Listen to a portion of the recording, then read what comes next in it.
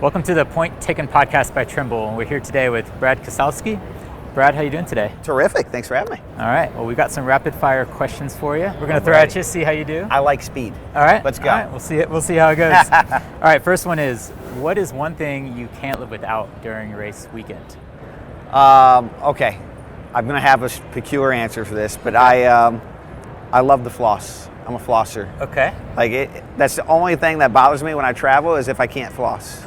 I floss before I drive the race car. I floss afterwards. Right. Okay. Yes, because when you're in a car, dry mouth or having something, it really bothers me. Okay. So I don't like to have my teeth not clean. It's good hygiene. Yeah, good hygiene. Okay. I think that's kind of a simple one, but it's really true. All right. I bet a lot of people. Have you ever shared that? Is that a first? I don't know if I've ever shared that anywhere. All right. So that's a first. Yeah. Good tip. Okay. It's like a quirk. It's kind of quirk, but again, a healthy, a healthy hygienic, quirk. Yes. Hygienic. Yes. So that's pretty good. All right, similar question, favorite pre-race snack? Peanut butter and jelly. I grew up on peanut butter and jellies. I've always loved peanut butter and jellies. I generally at the racetrack make 1 to 3 peanut butter jellies every weekend. Okay, peanut butter and jelly mixed together or just on? Oh, no, I spread it myself. Okay. The full experience, just like my mom made them when I was a kid. Okay, nice. This wasn't on the list of questions originally, but is there a pre-race song that you actually like? No. In fact, honestly, I don't listen to music at the racetrack at all. Almost distracting. Yeah, I find it a little distracting. There's some songs I really like that occasionally will play, but I don't need to amp myself up. I'm already ready to go. I need to calm myself down. Right. Okay, good to know. What's your favorite track to race on? All right, so I'm a race car driver, which means I'm a very selfish person. And in this case, being selfish means I like the tracks we win at. So I have kind of this rule of thumb. When we win a race, it's my favorite track until we win another race. So the last racetrack I won at is Darlington, South Carolina. Okay. That is my favorite track right now. I like it. Good answer. What's the best piece of racing advice that you've ever received?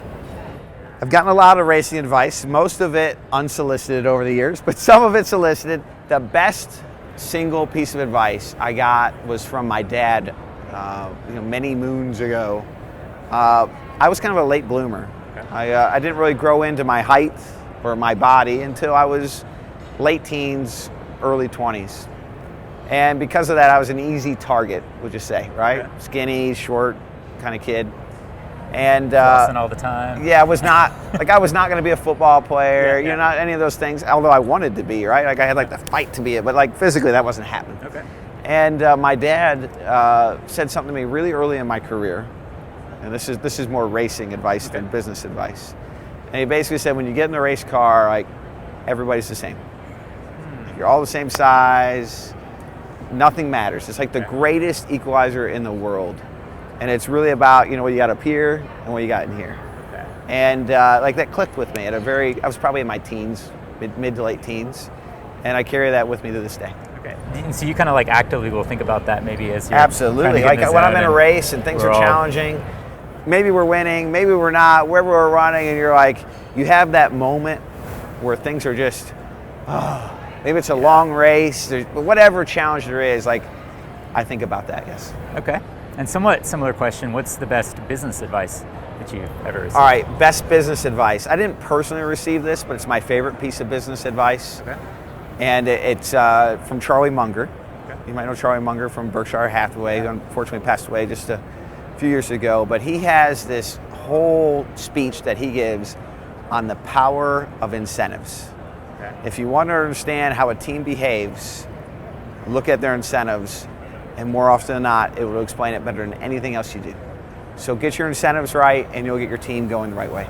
Okay, and is that something you deploy at RFK Racing? All the time. I am constantly looking at our incentives and saying, you know what, are we incentivizing people the right way? And it's not just financial, it's certainly a component of it. But it's greater than that. Different people have different incentives, right? So it's absolutely, it's really more about what is the right incentive for that person. Yep, so. And how do we optimize it? Yeah, very cool. Okay. Right, what's a racing rule you would change?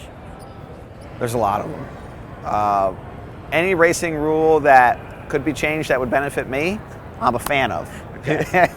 Back to that kind of selfish thing, right? Yeah. But outside of things that would benefit me, NASCAR is currently looking at the engines and how to give them more horsepower. I like horsepower. Okay, so you'd want be able to more. Always Okay. more. More All power. right. Tim Allen. Even if everyone has it more, Yeah. you still want Yeah. to access Yes. it. Okay. Give me more. All right. Do you prefer to log miles on the simulator or on the track? All right. This is a bit of a selfish answer as well. The simulator is right at our building. Yeah. Very easy to get to. That said, it's not a race car. I love the race car. I want to drive the race car. There's rules that prevent me from driving the race car, but occasionally NASCAR opens up the rules and lets us do it, and that's my favorite. Okay, so you really do like, being in the Yes. car, getting that real. Yeah, I'd rather real drive the track real time. thing. Okay. After practice, what's the first data point that you're looking at?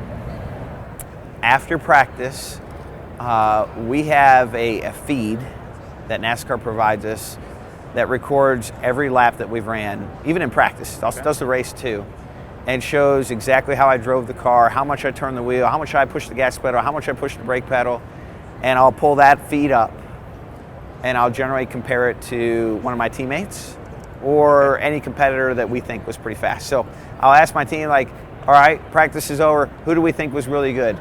They'll have a data stream that sorts it for them. Okay. And then I'll pull that driver up and overlay them onto my data feed. So it's more about relative for that given moment rather than your past runs. It's actually in that moment. Yes. Who was doing better and why. Yep, Okay. yep, because the sport is so dynamic that it's hard to pick one data stream and value it consistently. Yeah. Okay. I think you said before that every week in NASCAR feels like a science project. How do data and analytics help you prepare for a race? All right, so we enter the race weekend with a full data and analytics report of what we think is going to be important to being successful. When the race is over, we get to see were we right. Yeah. More often than not we are, but sometimes we are not. Sometimes we are a mile off. And so that becomes a calibration point, right? Like, how did we miss it? Well, what dynamics affected it that we didn't accurately model or predict? And so we try to take those lessons learned and apply them to the future. And that's all data and analytics based. Okay, so a big part of what you're So doing. significant, yes. Okay, yeah. What is one thing you're surprised to learn about Trimble? Ooh, one thing I'm surprised to learn about Trimble. Well, I'm learning every day. Yeah. For one. One of the things, I don't know if I'm surprised, but I'm most excited about is their ability to scan tracks. Oh, to That, make a 3D model yeah, of the track. like high fidelity, high accuracy, resolution, whatever term you want to use, models of our tracks. I'm like, ooh, I can do something with that. Okay, starting to spin some wheels on that? Yeah, Okay. some wheels are spinning. Yep. How would you describe Trimble in one sentence? The elevator pitch. One sentence. Can I use one word? Okay, yeah. Just technology. And if I was to try to turn that into a sentence, I would say cutting edge technology for business. Okay, I might use that. I'm on the marketing team, so I might, That's good. might grab your I think tagline. I just gave you a soundbite. Yeah, all right. Okay, last question. What does the RFK Racing brand stand for? What does that mean to you? So we talk about our mission, our purpose, and our values, kind of break those into silos. We compete. That's what we do. Okay. We compete to win. That's what we exist for. That's our purpose. Now, our mission on how we get there is we have to take care of our people, take care of our partners, and then that kind of translates into our values. Okay. We're very professionalism based.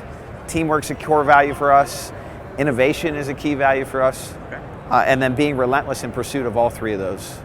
That's the values that we live. So that's our mission, purpose, values. Cool. All right. I think I've seen all of those in my interactions with RFK, so you've done a Glad good to hear job that. making those stand out. Glad to hear that.